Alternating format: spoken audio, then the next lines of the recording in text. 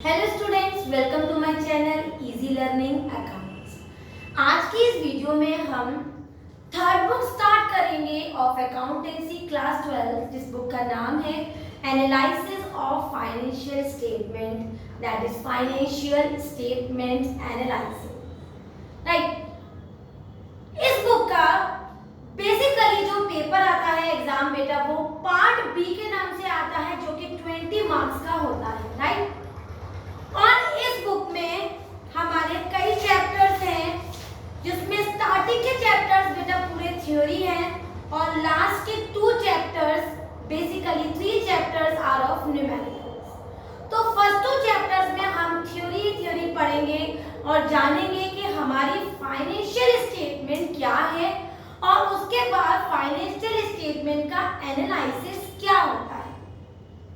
Start करते हैं हमारा न्यूमेरिकल नहीं theory portion, that is financial statement of company.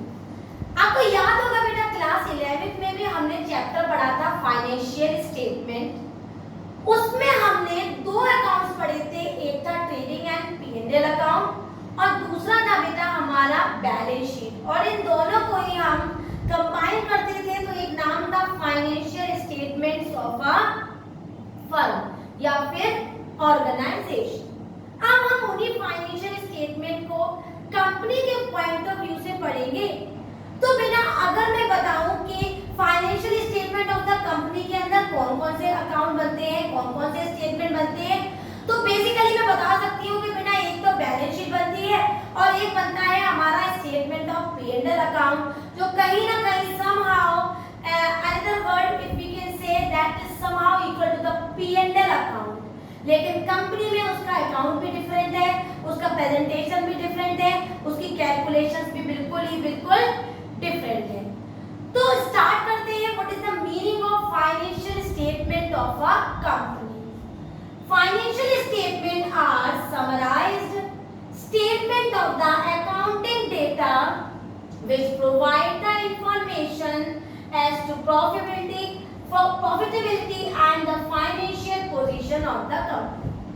अगर शॉर्ट में बताऊं तो अगर कोई भी स्टेटमेंट कंपनी का फाइनेंशियल पोजीशन बता रहा है, whether it is profitable और नॉन प्रॉफिटेबल, इस स्टेटमेंट को कहते हैं बेटा financial statement of a company, जिस स्टेटमेंट से बेसिकली कंपनी को मालूम हो जाता है कि कंपनी उसकी प्रॉफिट में है या कंपनी उसकी लॉस में रन कर रही है।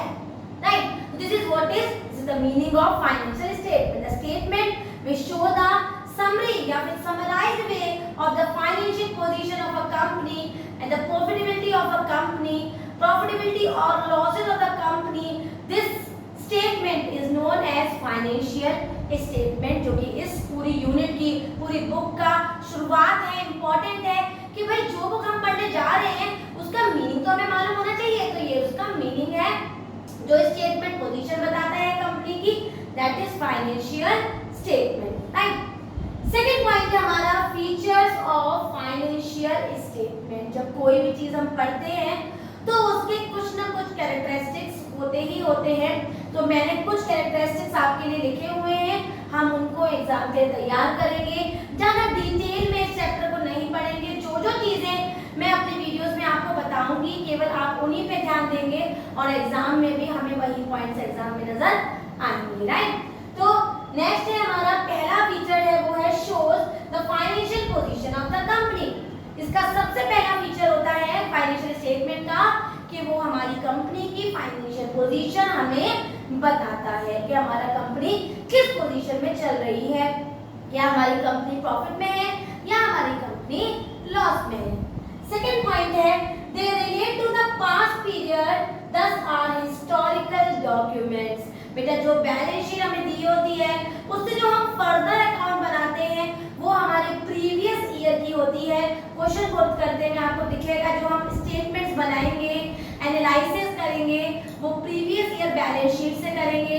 सो they are related to the past period, दस आर हिस्टोरिकल डॉक्यूमेंट। राइट, और थर्ड फीचर है जो कि हमें बहुत अच्छे से पता है, वो ये कि they are expressed in the terms of money. 11th की स्टार्टिंग में बच्चे को बताया जाता है कि Ram is a good boy and Ram brought 20,000 rupees. तो राम गुड बॉय है, उसकी एंट्री अकाउंट कभी नहीं करता। राम कितना रुपए लाया, तो मनी मेजरमेंट होता है, इसलिए the third feature is they are expressed in the terms of money.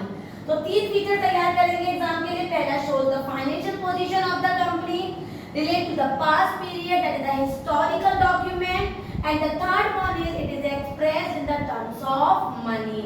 तो हमने अभी तक कौन-कौन से क्वेश्चन तैयार कर लिए। पहला, what is the meaning of the financial statement of a company, the other what are the features of the financial statement of a company, और हम थर्ड क्वेश्चन जो तैयार करने जा रहे हैं वो है what is the nature of the financial statement। Third point है बेटा जो आज हमें रिवाइज करना है, लर्न करना है, वो है nature of financial statement of a company. अब नेचर की बात करूं तो नेचर में बच्चा सोचता है क्या यहाँ पर as a science, as an art, as a profession ये नजर आएगा? नहीं। Financial statement of a company is basically वो कौन-कौन सा नेचर है हमारी इस फाइनेंशियल स्टेटमेंट का जो जिसके बिहाफ पर हमारी ये स्टेटमेंट रन करता है, वर्क करता है और एनालाइज करता है हमारे जो वो सारे स्टेटमेंट्स को जो हमें कंपनी के प्रॉफिट या लॉस को एनालाइज करने में हेल्पफुल होते हैं, राइट। तो पहला पॉइंट है हमारा रिकॉर्डेड फैक्ट्स। जो हमारी फाइनेंशियल स्टेटमेंट होता है ना बेटा, उसमें जितनी भी चीजें हम लिखते हैं, जैसे for example cash in hand, cash at bank, bills receivable, debtors, ये सारी चीजें, ये सारे पॉइंट्स जो दिए होते हैं ये कहीं ना कहीं एविडेंस पे बेस्ड होते हैं, रिकॉर्डेड ये फैक्ट्स होते हैं, ये ट्रुथ होते हैं उस स्टेटमेंट के, उस कंपनी के, जो कहीं ना कहीं हमारे लिए यूजफुल है। क्यों यूजफुल है? एनालाइज करने के लिए कंपनी का पोजीशन क्या है।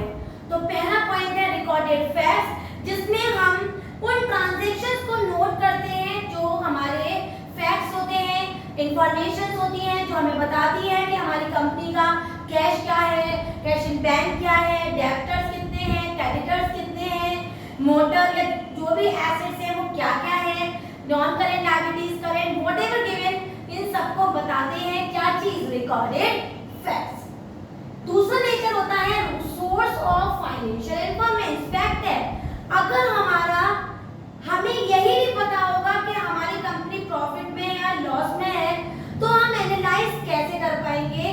तो कहीं ना कहीं फाइनेंशियल स्टेटमेंट वो सोर्स है, वो माध्यम है जिससे हम कंपनी की एक्चुअल पोजीशन को एनालाइज कर देते हैं।